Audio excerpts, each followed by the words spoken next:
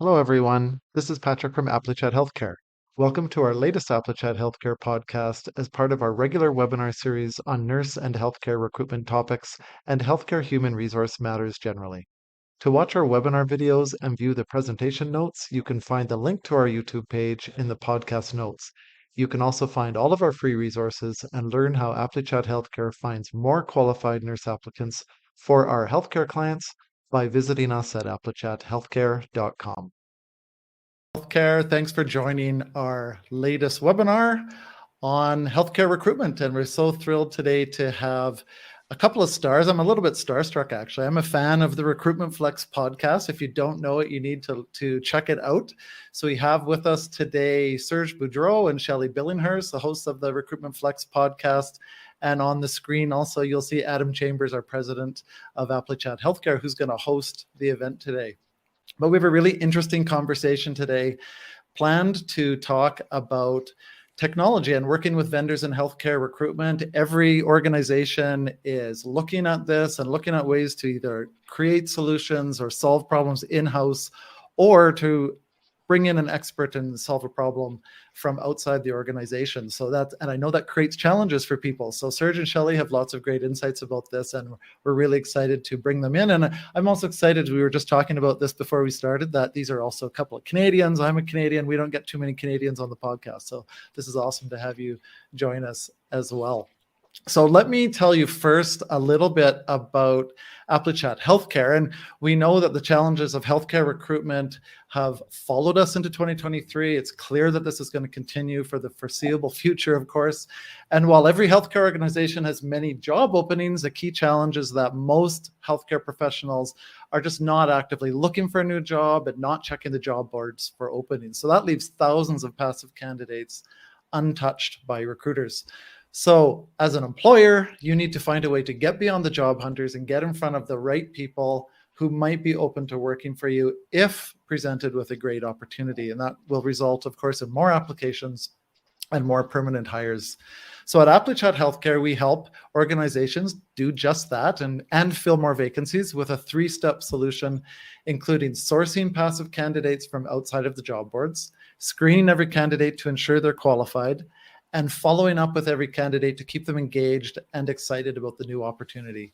And that system has helped our clients make hundreds of permanent hires in healthcare. For example, Overlake Medical Center in Bellevue, Washington has hired 31 permanent RNs so far with our sourcing, and that's saving them millions of dollars every year on travel nurse fees. And while nurse recruitment has been our specialty, we also source allied health professionals and physicians for our healthcare clients as well. So I invite everyone to visit my online business card. We're going to put that in the chat and check out what we do. You can reach out to me on LinkedIn or send me a message in the chat, and you can find out more about what we do and also access all of our free healthcare recruitment resources. We have a Nurse Recruitment Secrets Facebook group, a newsletter, and of course this webinar series, and sign up to get notifications about our future webinars as well. So on that note, I'm going to turn it over to our guests and our host, Adam Chambers, to start the webinar. Thanks, everybody. Yeah, thank you so much, Patrick, and welcome along, everybody. I'm so excited to have, again, Serge and Shelley on. And I wanted to bring them on after, in particular, listening to your podcast that you did after attending a couple of events. And you mentioned what was going on in the industry, and I think it's a really weird time for a lot of people in healthcare talent acquisitions. They're trying to figure out the best way to spend a limited budget and who better to bring on than people that are in this every day, working with different vendors, consulting and interviewing people. So thank you for coming along. Could you just let us know a little bit more about yourselves before we begin? Shelley, go ahead. I will have the last word. Oh my goodness. Such a gentleman. Such a gentleman. Adam, Patrick, thank you so much for having us on. Serge and I think collectively have over 40 years in talent acquisition, purely talent acquisition. And our passion is sharing our knowledge with our audience. We've reached well over 220 episodes, and all we talk about is talent acquisition technology, who the vendors are, who we're excited about, and who is crap. Okay. Well, we're careful with that. But at any rate, we do pride ourselves in being current. We are the #1 HR podcast in Canada. We have a growing audience in the United States as well as Europe. And it's primarily talent acquisition people that want to stay current in what's happening in the market. And quite honestly, I never get tired of talking about it. Serge, over to you. Yeah, I don't get tired of talking about it as well. And it's really interesting. We actually had Adam when AppleChat started on our podcast. And to show you how far AppleChat has gone, when we were on the podcast itself, Adam's mom came in and in the Get middle his laundry. Up his laundry. That was like 3-4 years ago. So obviously it evolved a lot more. But on another note, I think you're completely right. We're very passionate about talent acquisition, and our experience is not only being on the talent acquisition side, but we have both worked for the biggest players in the industry, both on the vendor side and obviously purchasing from those vendors as well. We do a lot of consulting with talent acquisition departments to go through their process systems, how they should actually choose vendors, which vendors should they look at. So tons of experience and knowledge, but we don't know everything. So Adam, I'm hoping you don't stump us here, but we'll see. We'll see. I'm hoping so too, because then I'll have to fill in, and I'm not going to be able to. Yeah, my mom, she made a habit of doing that. She did it before on a sales call once. That was even more embarrassing because she actually came into the view of the camera with the laundry. So I've moved out. That was COVID. That was a weird time. It was a weird time. And I in all miss her. fairness, I miss her coming in.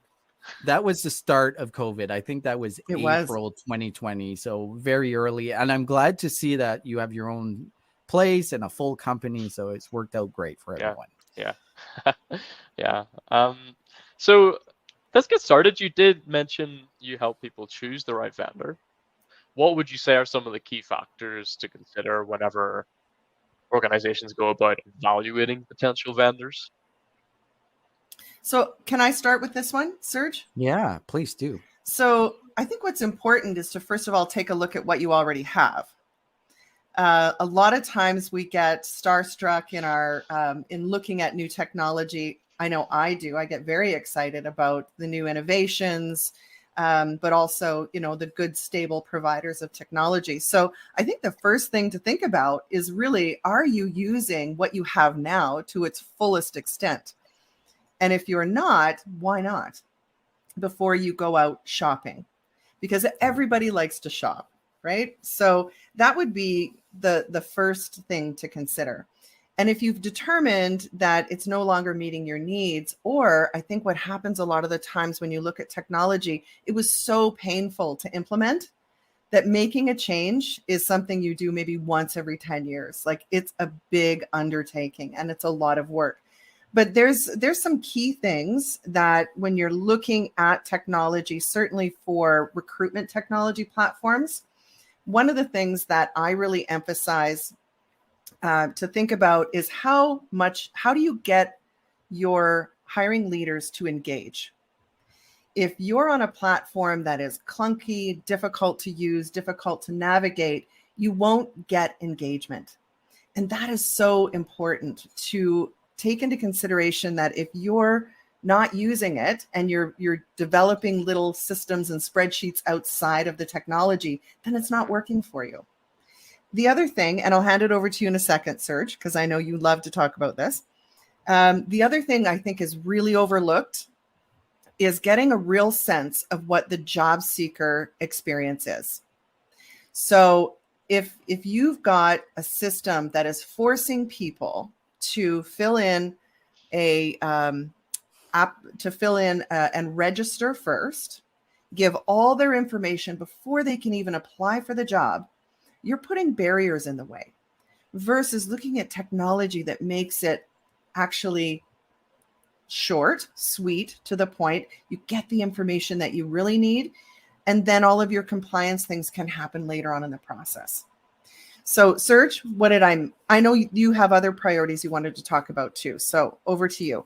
Yeah, I want to drive in actually to what you said. I think the biggest thing, and we've seen this quite a bit, is when we're looking at companies that are looking at new vendors or new technology, when we dig into how they're using their actual technology right now, on average, they're using less than 15% of the capabilities of that system. And to your point, they probably bought it 6-7 years ago. And there's been a lot of updates and additional stuff that you can leverage from that particular vendor. So I'm always consider what you're using now and see what you can adjust, because implementation is extremely difficult for anyone on this webinar that's gone through implementations.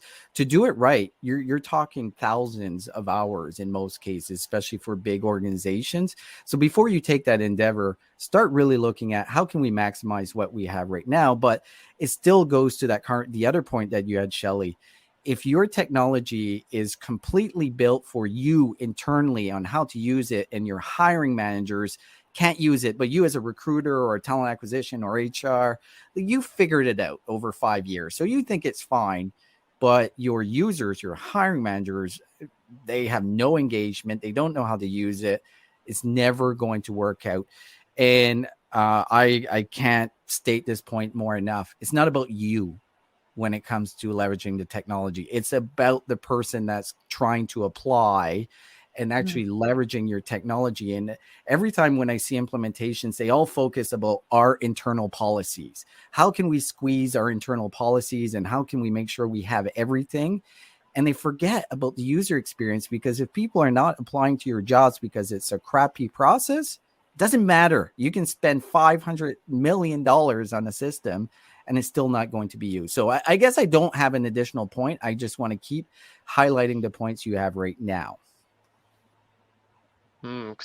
Yeah, it could almost work against you, that $500 million. If well, I'm exaggerating, but even that's a stretch, but like $1 million, so $500,000. Well, so take into consideration the time invested to, first of all, research what vendors, and then the implementation process itself rarely goes smoothly. I have clients here in Canada that have implemented technology, and 2 years later, it's still not working the way the sales guy said it would work. And they're building little spreadsheets and systems outside of the system, which really defeats the whole purpose, because primarily you want everything to happen inside one system. That is the entire life cycle of the employee, from the time you first identified them to exit. And keeping that information secure is the company's responsibility. To that point, Shelley, and I completely agree. The system, if a recruiter is going to leverage multiple systems, or someone in HR, there are systems that are just not going to be used. That's why it's extremely important to have one key system, because you're going to spend, as a recruiter, HR, 70% of your time in that one system. So you start having multiple systems that don't talk together. That's a major issue. So when you're looking at vendors, integration capabilities, it's absolutely critical, because you want it to work correctly together. So I always look at vendors that have really expensive marketplaces. So they're already built in. The tools that you need are already built in and easy to integrate. The API has already been built. It's already been tested, compared to vendors that don't have a lot of integration capabilities. You're now bolting on things that might not work correctly with it. So now you're working in 3-4 different systems. And to my earlier point, one of them is just not going to be used the way it is. And it's just not efficient. Like as a recruiter myself, I do not want to be in 10 different systems at one. I want to be in one that does everything that I need to do. But it doesn't mean you just need one vendor. I'm always a believer in best in class. Figure out what the best in class, and figure out if it integrates, then go from there. Yeah, I think we all have our little secret spreadsheet. That it's just so natural to want to do things on your own terms rather than learn something new. So it's great that you raised that point, that people have to kind of unlearn that. Yes. One thing I've realized is also opportunity cost, which is something I learned when I was like 14 in school, in the first class of business studies, where it said if you spend money on one thing, you're not going to spend it on another thing. You're going to miss out on the potential benefits if the other thing is better. So making this decision is so important. How would you advise healthcare organizations to assess potential vendors' reputations and expertise in a specific area of healthcare? Shelley, I'm going to take this one first. Okay. I think this is one of the things that I think is a little bit of an issue when we're looking at vendors, because there is so much noise. So 4 or 5 years ago, really HR tech really blew up. So the amount of investment, to give you an idea in this industry, the amount of investment, the record was, and before 2020 was 5 billion of investment in the HR tech industry. 2021 was 20 billion. 2022 was 25 billion. We don't know what it's going to look like this year, but there's been a massive growth of companies in the HR tech sector that are getting funding, getting acquired. So everyone is now being like, oh, there's money to be made here. So they're just flooding the market with ton of what I call noise, right? Like as a practitioner that you're doing your job on a daily basis, like you just want to be able to do your job. Your job is not assessing everything that's going on in the industry. So extremely noisy. And how do you cut through that noise? Well, for one, you should listen to the Recruitment Flex. I'll just say that, but I'm kidding.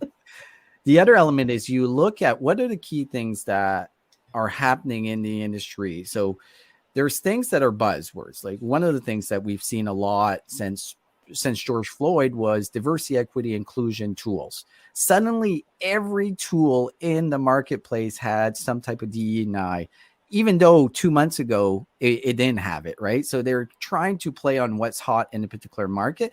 What we're seeing right now is AI. Every tool in the HR tech space is promoting they are an AI tool. And I would argue that 90% of them are not really AI in the true sense. Like AI can mean a whole lot of different things to a lot of people. And a little bit of AI is a big difference compared to large language models that are taking tons of information. So being aware of what's going on is great, but not getting sucked into it. As far as you got to align what your actual needs in your business before you even start looking at vendors and start researching the industry. When you get to that point, I don't think anyone has ever given this advice, and I probably would not have a couple of years ago, but you got to start attending HR tech conferences. There's 2 really big ones that has all the vendors, and you really can deep dive and get a sense, and you can hit a ton of vendors at once to get a sense of what's going to work for us. Like, what are we looking for? So I recommend for every organization that's seriously going to be looking at HR tech to attend HR tech in Vegas or Unleash in Vegas as well. I think those are the 2 biggest ones with actual great HR tech companies that you can really deep dive into. If I'm looking at reputation, the one thing, I'm already past that point now. I'm looking at different vendors and I'm seeing who's going to fit. The one thing that I want in-depth customer references, because I will take a couple of hours with someone that's actually using the product and to determine if it's going to work. And especially in the healthcare industry, you got to be talking to someone in the healthcare industry, because there's so many different laws and regulations and practices that someone working in a machinist shop is not going to have the same needs and capability that you need. So I would definitely spend a lot of time in customer references as a key point. Shelley, what's your thoughts? So I'm glad you brought that up, because when you talk about reputation, there's a lot of glitz and glam. So, and that's kind of the word of caution when you go to these HR tech conferences. Yes. Sometimes they're pretty sparkly. They're very shiny. But one thing I look for, whether you are looking for an ERP system or a really good HR tech system, do they have a user group? Because what that spells out to me is that they are committed to innovation, improving. And when the wheels come off the bus and implementation has gone completely sideways, the place you're going to go to is your user group. Your user group will be your key place to talk about what works, maybe what's coming up in the product. But what it says to me loud and clear is that they listen to their customers. They listen to the marketplace. Yeah. That to me says everything, because when we talk about, what if they don't meet expectations? You may be super clear of what you need the system to do. What are the key performance indicators? But what if the system doesn't do what it says it does? And I think a great example might be some of the really big systems. I like the large ERPs, like a Success Factors. 2 years later, and it's still, the adoption is still just lagging in acceptance from the team. If you'd have known that going in, you may have made different choices. But I would say it's the peer recommendations, and also make sure they have a user group, because that's what should drive development and innovation in their products. And for those who are unfamiliar with that term, is that like a focus group or something different? No, I think most technology firms, good ones anyways, will have user groups. That is where customers go to talk about how they're using the product, to give feedback on the product. You can participate in focus groups if they're talking about the technology roadmap and what they want to bring on as features. Because, what scares me is vendors that go too much the other way, where they're like, one customer said, well, we like this feature. And so their development team runs off and does this feature. But if they're rooted in best practices, they will have certain markers and certain performance indicators that say, this is the next feature that we need to offer our clients, because the majority of them are asking for it.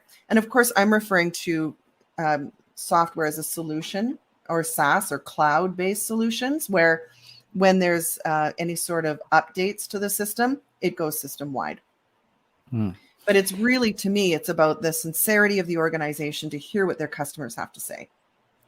Yeah, just a little bit further on that to answer your question, Adam. It's kind of like a Reddit thread that is available as, so say I sign on to Salesforce as an example, they'll give you access to a particular site that looks almost exactly like a Reddit thread, and the type of questions are being asked and a lot of user recommendations. Hey, you should do this instead. This actually works better. But it's usually very active communities.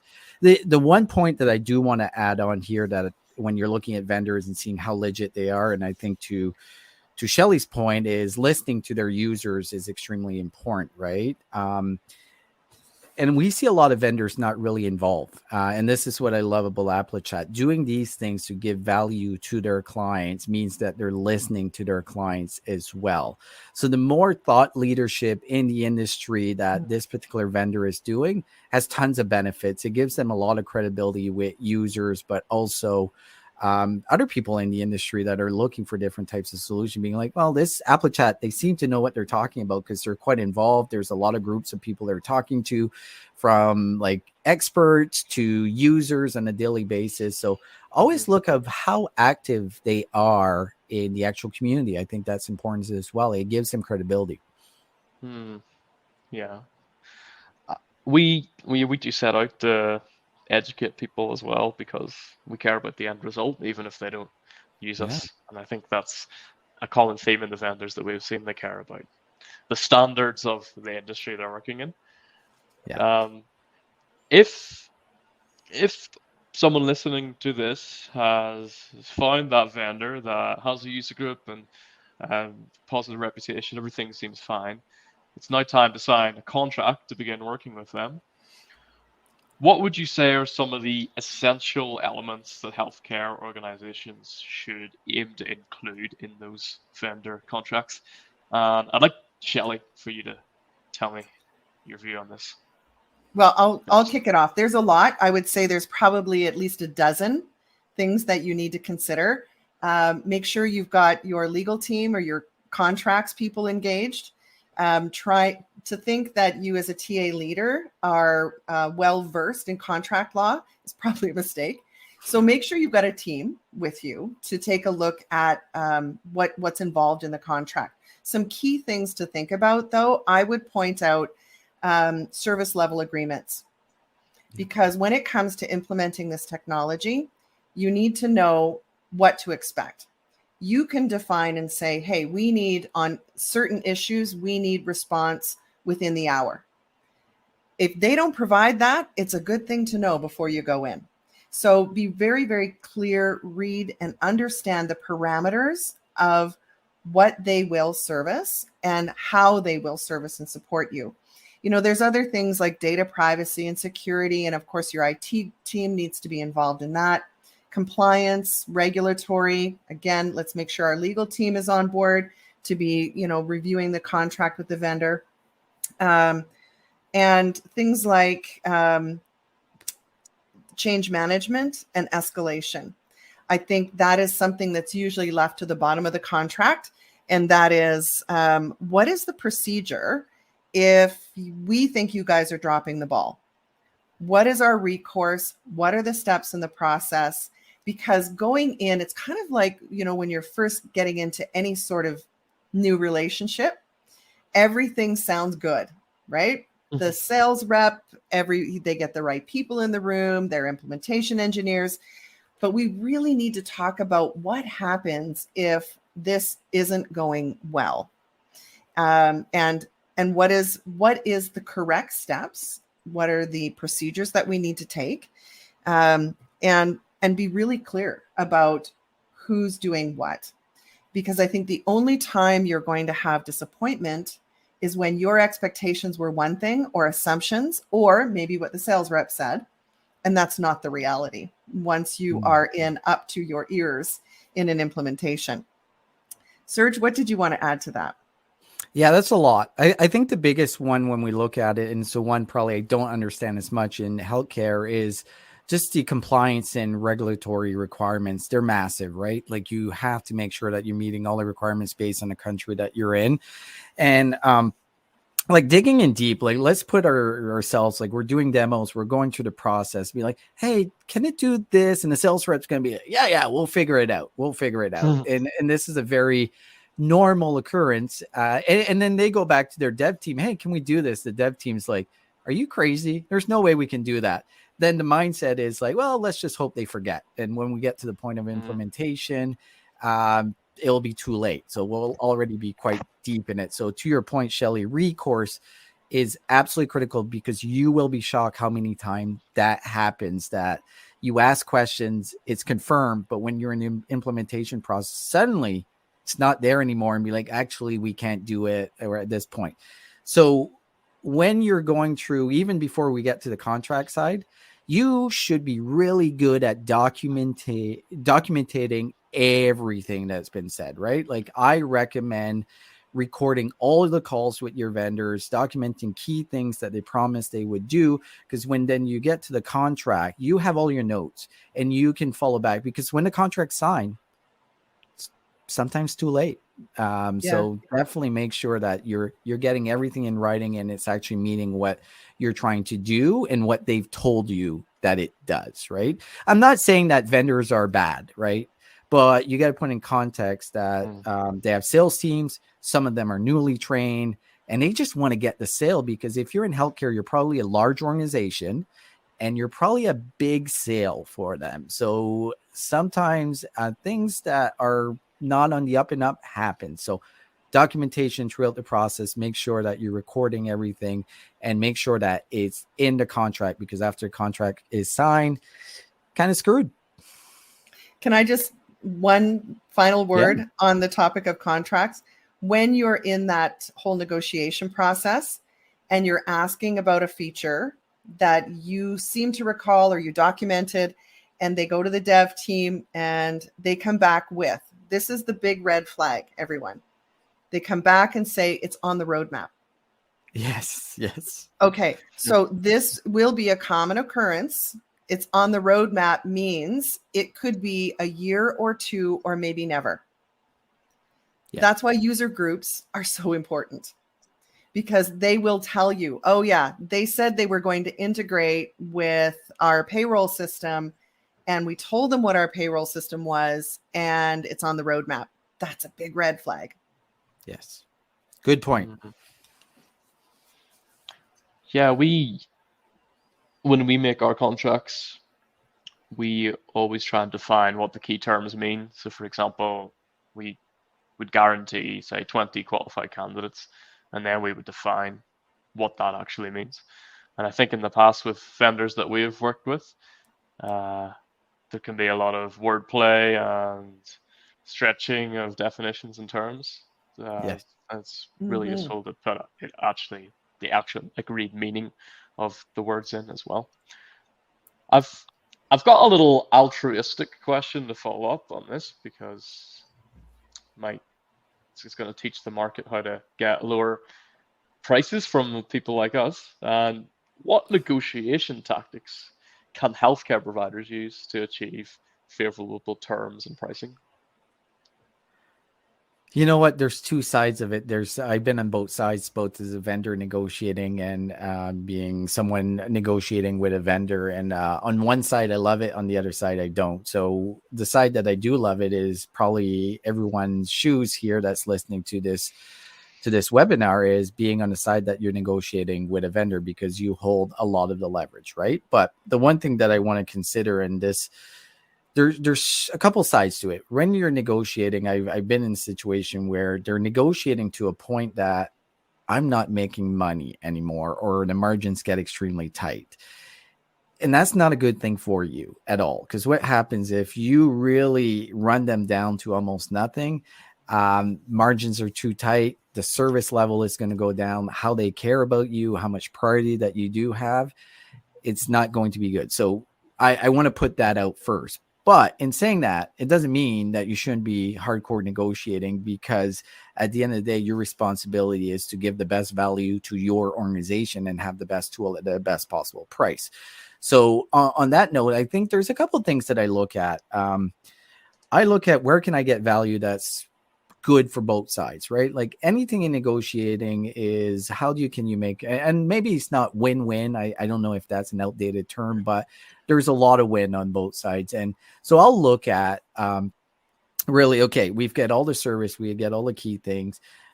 We're willing to pay that price. What additional value you can provide is a question that I'll ask all the time. And with that particular question, what happens is they do add a lot of value, because now they're thinking, okay, we're going to make the same margins, and we have this product that we've been testing, works really good.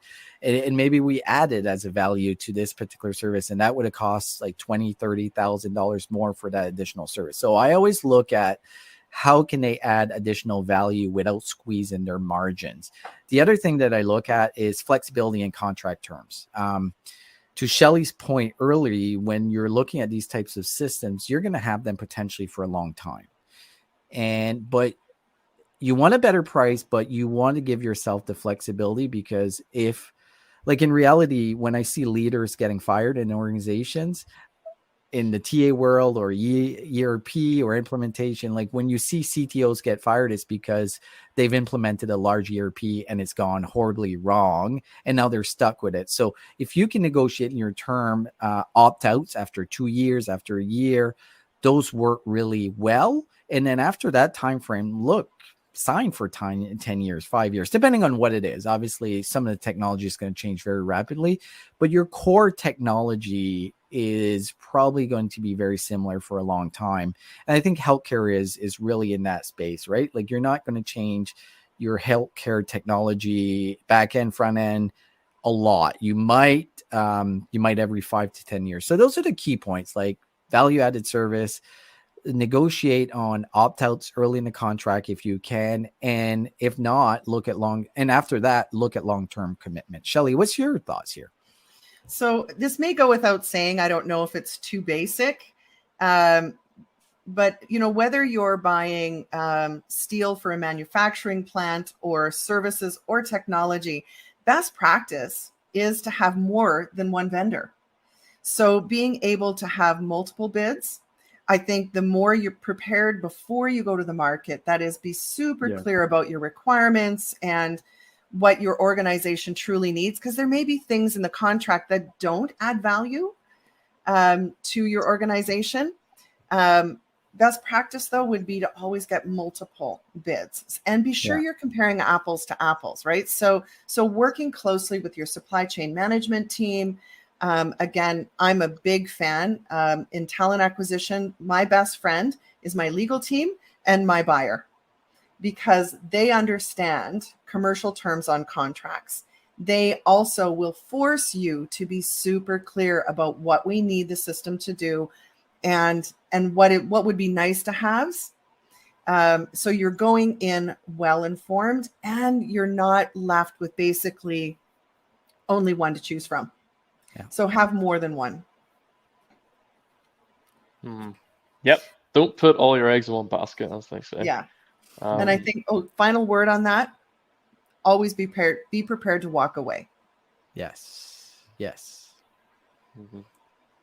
If this isn't going well, because it's foreshadowing what it's going to be like to work with them for long term. Right. Such a good point, Shelley. If during the process is really hard, imagine when your implementation or actually using the product, it's going to be worse. Those are really red flags. It's like dating, right? If there's red flags in dating, well, you probably shouldn't marry that person because it's not going to get better. So same thing in selecting a vendor. Yeah, I was going to say that. Like, the tool is like all the kids as well that are just running about causing them more stress. I don't have kids yet. Let's move on. I want to talk a little bit about the next step. Let's say we've chosen a vendor, we've married them, and we really want to build a strong partnership with them that is two-way and helps us grow and helps us achieve our goals. What, for healthcare providers specifically, is the best way for them to foster collaboration and open communication with their vendors? Shelley, you take that one first. Oh, you want me to go first? Thank you. Oh, yeah. Do you know, I think like for healthcare providers or for any organization, quite honestly, I don't think it's unique in healthcare. I think it is good business practice. First of all, I would say ensure that you have a single point of contact.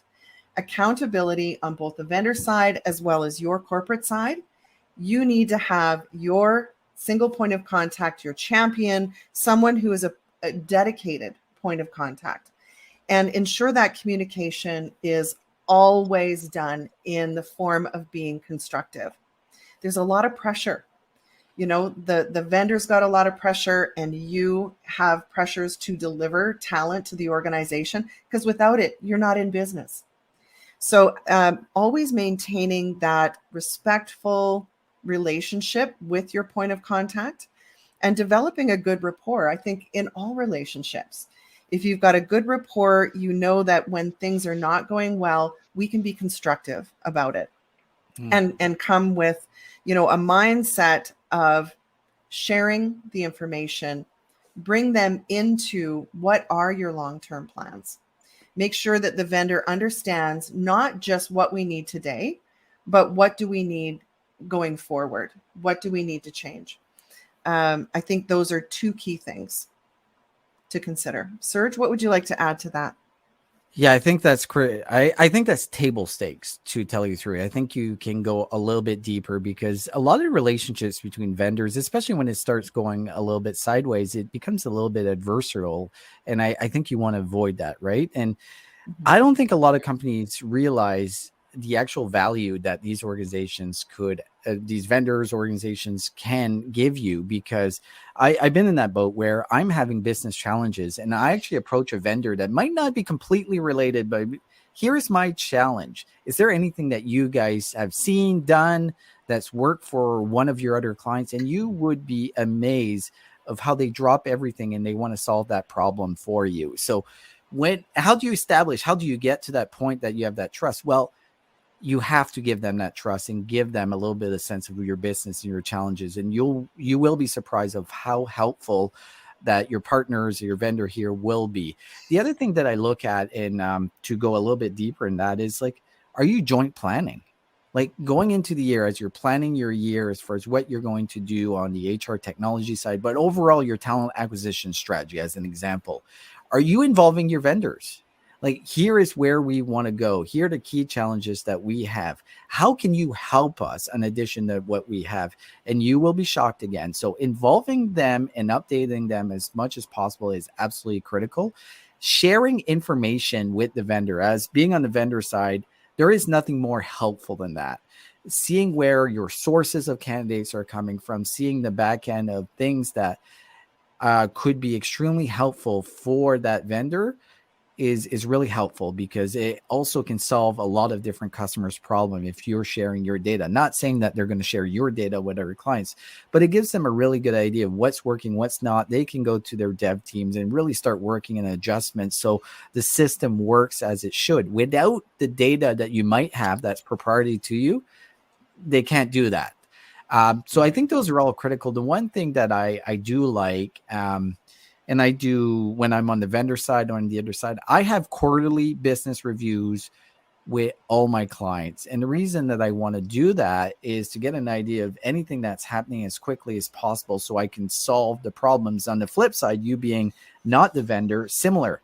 You don't want an issue dragged on for 6-9 months because let's face it, we are so busy. Like on a day-to-day basis, a recruiter, an HR person, there is so many things coming on their plate that you can only touch a few things and those things will slide. So if you have a regularly scheduled I call it QBR meeting that you're having with your vendors every quarter to go through key stats, what's working, what's not, you will see the impact of that in how your team is leveraging the system, but also how your vendor is engaged with you. Mm-hmm. Wow. I'm learning so much from this, and I think we're going to be a better vendor and a better user of vendors after that. One thing that I thought of whilst you were saying that was our biggest vendor that we work with. So the one that we give most money to has been Facebook. We've spent money on their advertising to get candidates, and Facebook provide pretty minimal support because they're such a huge company. And it works so well. It's almost like they don't need to provide that extra layer because we as a client are getting the results that we want. Yes. Whenever healthcare organizations are going into this, how can they ensure that the vendors are aligned with their specific needs and goals? Because I think that's really going to be the number one thing that keeps them and keeps them want to use them. So what are some of the things to make sure they're aligned? Well, I think Facebook is an example of where their vendor and a relationship, you think about how many relationships they have across the board. They're built for self-serve, right? And it works for the majority of the people. So you do not need that touch point as much. I think it changes dramatically with software as a service. Software as a service needs in-depth, especially when you're looking at healthcare, which is so critical, large organizations, a lot of people, a lot of moving parts, right? You cannot look at these tools as you would potentially like a tool like buying Google AdWord or Facebook ads or those types of things, because those are extremely transactional in a lot of ways. I know it's like a part of strategy when it comes to advertising, but it's a transactional part. Is like advertising is you're buying the advertising that works. With a system itself that you are implementing or you're going to be using consistently, I think, first of all, you can rest assured that the majority of these vendors, especially the big and the small ones, are going to be heavily engaged with you. So you're not going to get that situation that they'll ditch you, maybe, but you probably shouldn't have chosen that vendor from the start. There should have been red flags in that case. So I think when you look at how do you measure that? How do you look at if they're meeting like the organization's need? Is like the biggest one for me is metrics, data. Like, do they have KPIs that they're measuring with their other clients that they want to bring to the table? Do you have KPIs that you're measuring that you're bringing to the table? And so there's also like just efficiency metrics, like how's this working? Is it working at full optimal? Like all of those key things to me to determine that relationship is going to work on both ends is how much data can you get from them and how much data are they willing to provide? And to an earlier point, I think from Shelley, is like, how quick are they? Like, what's their SLA? Are they going to get back to you in 2 days? Do you have a dedicated account manager? Do they have a dedicated team? If I'm spending $1 million on a system, you better have a team, because I'm not going to be purchasing from you. Shelley, what's your thoughts? Well, so I do support everything you're saying. And I want to move to more specifically recruitment. Yeah. Because in recruitment, we are, I guess, in recruitment marketing and recruitment advertising, which is what I think you were referring to about, buying traffic off Facebook, regardless of the source. Recruitment is or recruitment marketing is the one area where more isn't better. What we want is quality, right? So looking at your source, certainly cost per apply is something to think about. But why does that really matter to me if I'm not getting quality applicants? It's a waste of money. So the holy grail of talent acquisition is quality of hire, right? And he who figures that out will be a gazillionaire and be retired on a private island somewhere, because getting quality applicants is the name of the game. Whether you need to hire 5 or 5,000, it is a bit of a numbers game, because you do need to consider traffic and reach and who can see you, and are you meeting them where they're at? Where are the job seekers? Or if they're not looking right now, what are some of the key trigger points that would cause them to say, now there's an organization I would consider? Because you're really only months away from them having the candidate having a negative interaction somewhere, and they go, I think I'll make a move. Then they think of you. So it is about timing, but it's also like understanding that what we're after here is quality and getting the right people, not a high volume of people. So, a lot of vendors may talk about traffic and clicks and cost per apply. At the end of the day, as talent acquisition, I don't care. It's not what I care about. Talk to me about quality of applicants. That's where I think the real measure of success is. Well, it's the big difference between recruitment marketing and marketing, right? If you're a marketer, say B2C, the goal is sell 1 million widgets. You want to sell as many. There's no limits, right? The marketer is out there to sell as many widgets as possible. As in recruitment marketing, the goal is not to have as many candidates as possible, because we've all been in the seat in recruitment that you have 1,000 applicants. I'd rather have 20. Right? Because 1,000 applicants is not a good thing in a lot of ways, because imagine the time of going through all those resumes. Even if you have some type of resume matching tool or anything like that, you still have to have your eyes on those resumes at one particular point. So you're going through 980 applicants that are not qualified for the role, that the 20. A good recruitment marketing, and if we're looking at vendors on that side as well, is really driving to those 20, right? The 20 that you're going to spend your time, because the minute that you get tons of applicants and people are not opting out, like the big part of recruitment marketing is not having people opt in, is having people opt out, like determining, hey, it's not where I want to work. That's okay. That's great. You don't need to apply for this role, right?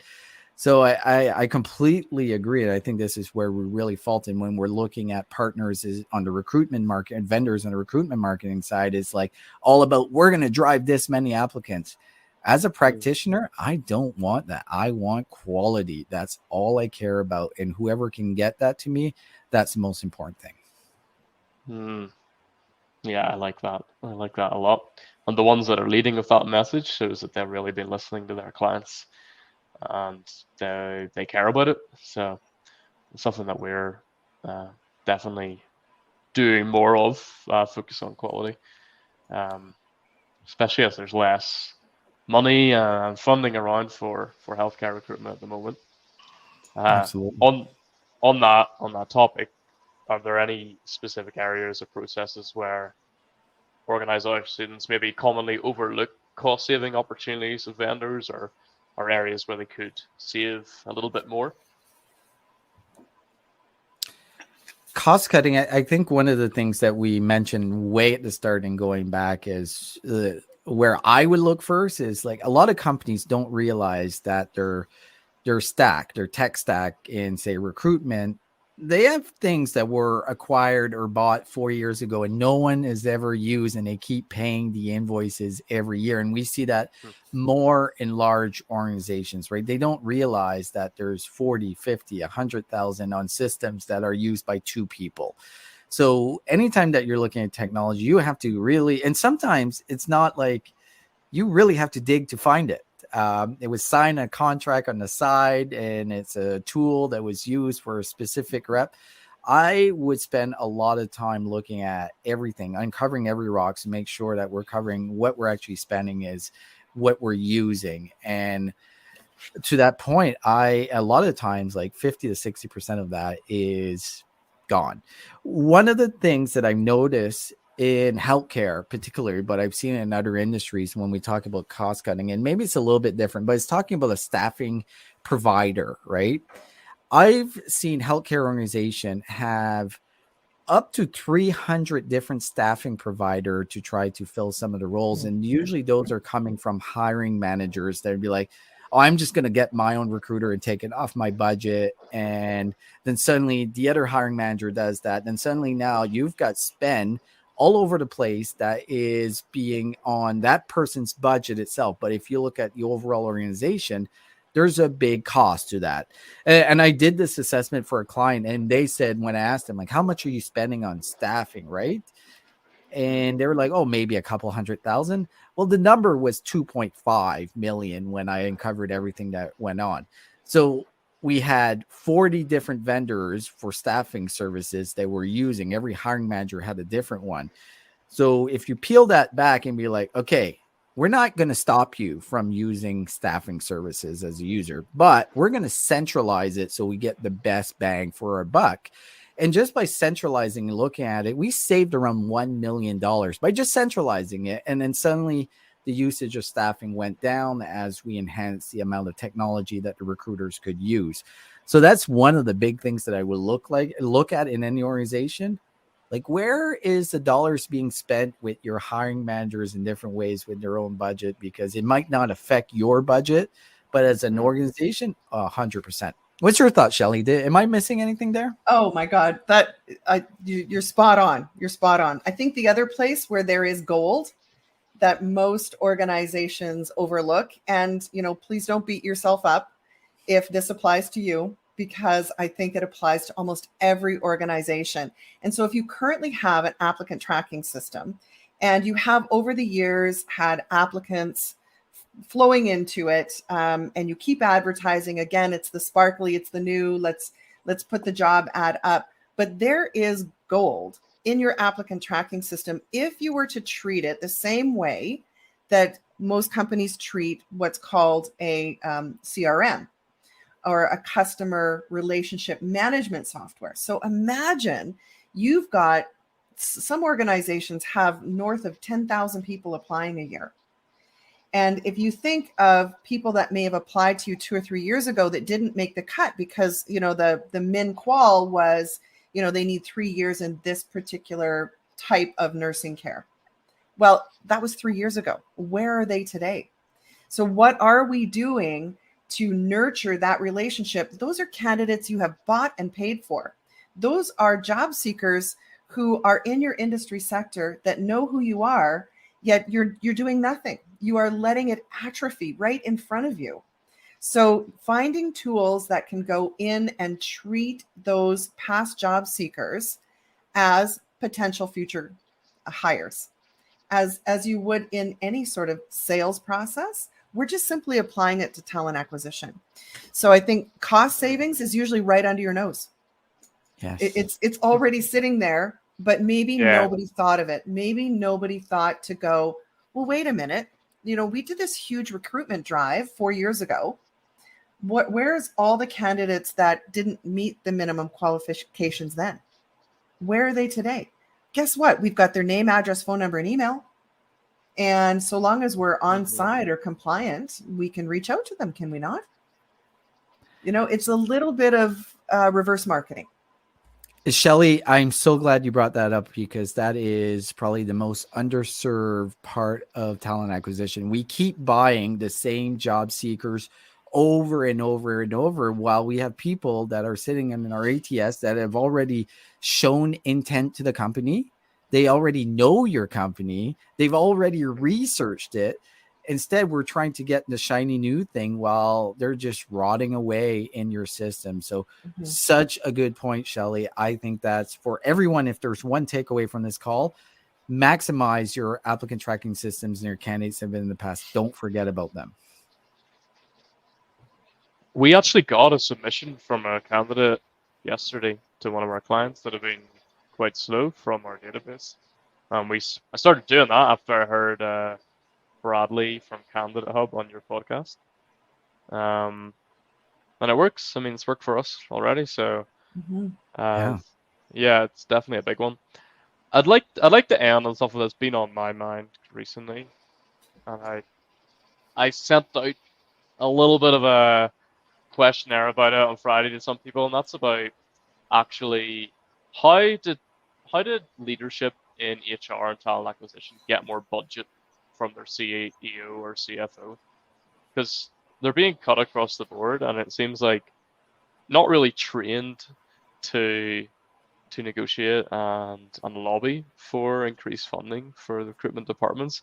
Do you have any tips for leaders to actually get more money into their budget so they can explore more vendor partnerships? Oh, Shelley, I'm chomping at the bit at this one. Okay, you go first. You go first, Serge, because you're right. We're both chomping at the bit because that's a lot of what we do as well as part of our side hustle business. The podcast is not our full-time job. We do actually work in the business day in, day out. So Serge, please take it away. Okay. I'm going to be very blunt here. The reason that we're not getting budget as talent acquisition and HR practitioners is because we have not shown that we are capable at sitting at the table. To really blunt, we are thinking about our own departments. We are not thinking as business people. Because I actually read a survey the other day asking CEOs as far as where do they see HR? Do they see it as a core element or something in the background? And the majority of CEOs see HR as not a core element. That's crazy to me. Think about it. Like in an organization, who is more important than the people working in your organization? So it's on us. HR, talent acquisition, we have failed. We have failed because we have not shown up as business people. We have not shown up to show why we're driving value for the organization. We are as important as sales, marketing, finance, as any other major function in the organization. Our issue is we can't communicate it. We're talking about being a cost center. And in reality, everything we talk about is how much money we potentially save or whatever. We don't talk about how much money we're driving for the organization and how you can do that, right? Like there's looking at the cost of having that seat empty. How many of us practitioners have actually brought that to our leaders being like, hey, by not having these seats open, we closed it in 2 weeks. On average, we were closing this role in 4 months. We actually brought this amount of revenue to the organization because we had someone in the seat itself. So I think it's not only like, what are the tactics we can do? It's like, how do we change our approach to be business people first and HR talent acquisition second? How do we have the same conversations that our finance colleagues, our marketing colleagues have? And when the other factor that I see, we're talking about this on a podcast not too long ago and disagreed with the guest because it's like, we just need to understand a little bit about AI. I'm like, no, we need to know about AI as an example, as much as the marketing folk, the finance folk, the CTO. We need to do our research and be in depth because we are not taken seriously at the table. So when you're not taken seriously, you look at cost centers when you're going to look at cutting. And like the recruitment industry is, like I've said this many times, we're the canary in the coal mine. The minute that times get a little bit tough, who gets fired? Who gets laid off? Sorry. It's recruitment. When times get way better and you start recruiting, who gets hired first? Recruiters. We are seen as very transactional, not a big part of the business. We're interchangeable. And anytime you're interchangeable, it basically means that you don't have a lot of value. How do we flip that? I could go the full hour. Biggest thing you can do is you are now a business person. Think as a business, not as an HR leader. Shelley, please add to that. Yeah. So how do you do that? I would go back one more step and I would say you need to understand what is the critical skill set in your organization. Ask yourself this question. Is there a technology or is there some new advancement in medicine that will replace this role in the next 3 years? And if the answer is no, then start to identify your critical skill sets. So will there be anything to replace this? No. Okay. Once we have our critical skill set, we know what is our revenue generating role. So a revenue generating role is somebody who's billable. And certainly in the American healthcare system, that's really clear. It is a for-profit system. And so if that is your revenue generating role, and we know that if we have 10 vacancies and each of those vacancies represents, we are losing $60,000 a month. That's really easy math. And you don't need an MBA to figure that out. It's quite simply, what is our revenue? What is our revenue per head count? And what are those critical skills? So going back to the leadership and saying, if we have these tools, we can reduce our vacancies or the length of time that jobs are vacant and bring back that revenue to the organization, because it's usually 1/10 of the cost of what the cost of leaving that role vacant is. So figure those things out and you can do the numbers, and you can do it probably even with just a calculator. It's that simple. Thank you very much. I really needed to hear that because I want to start using that with our clients, because I think they need to learn that, and it's a piece of added value we can get, and also it'll result in more business for us as a vendor. I got to bring Patrick back in because we're going to close it off. This has been our longest webinar, and I think we could go on forever. I only asked about half the questions, so I really appreciate you both coming on. We talk a lot, Adam. We talk a lot. We like talking. Yeah. Yeah, very grateful. Patrick, do you want to add anything before we go? All of that is really, really interesting. The last conversation was something that's current for us, and also the piece about start by checking what your current technology can do. I've heard it time and time again that people start researching and digging in and talking about doing something from scratch, and then realize, oops, what we already have can do a lot more. Maybe not enough, but at least maybe it can fill in the gap for a little while. So that's really interesting. I also want to add that, we talked about, you mentioned having Adam on your podcast, the Recruitment Flex, 2 or 3 years ago. And I want to share with you that I watched that podcast. I was working with Adam kind of part-time. It was when COVID was changing my life along with a lot of people's, and I was doing some part-time things, different gigs, and doing some stuff for Adam. And I watched the podcast right around the time that he was trying to encourage me to come on full-time. And your podcast kind of put me over the edge. So I've been with Adam full-time ever since. So thanks to Shelley and Serge for that. So that's Adam, it. I'm expecting a finder's fee, please. That's right. That's right. Well, I'm going to put on the screen again my link to my online business card. You can connect with me there, find out about all of our online free resources around healthcare recruitment at AppleChat Healthcare. I'm also going to bump over into my Zoom channel right away. And I'm putting that in the chat, and I'll put it on the screen as well. And if anyone does have questions about AppleChat or wants to explore any of this more, I'll be sitting over there and we can connect and see where to go next with that. So that's it for me. And thanks so much, Serge, Shelley, Adam, for your time. This has been really interesting. And I hope that people will reach out to you as well and tune into the Recruitment Flex also. Yeah, perfect. Thank you so much. Thank you. Have a great day. Bye. Thanks, everyone. We'll look forward to seeing you on a future webinar. Stay tuned.